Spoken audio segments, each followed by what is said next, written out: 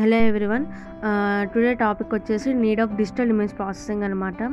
So మన day to day లైఫ్లో మనకి ఎలా ఉపయోగపడుతుంది ఏంది అనేది చూద్దాము. ఫస్ట్ మనము క్వాలిటీ అంటే ఇప్పుడు మనము ఇమేజెస్ హెచ్డీలోకి మార్చుకుంటాం కదా, సో దాన్ని ఎన్హాన్స్మెంట్ అంటాం.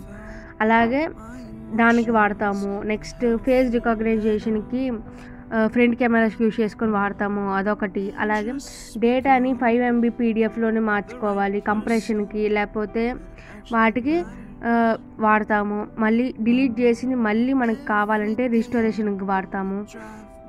అలాగే బ్లర్గా ఉన్నవి మంచి నీట్గా క్లారిటీగా రావడానికి వాడతాము. సో ఇలాగా చాలా వాటికి వాడతాం అన్నమాట. సో దానికి డిజిటల్ ఇమేజ్ ప్రాసెసింగ్ అనేది కావాలి. అప్లికేషన్స్ ఇవన్నీ ఎక్కడెక్కడ ఉపయోగిస్తాము. సో మెడిసిన్ ఫీల్డ్లో ఉపయోగిస్తాము, ఇండస్ట్రీస్, మల్టీమీడియా, ఫారెన్సిక్స్, ఎడ్యుకేషన్, ఇట్లా అన్ని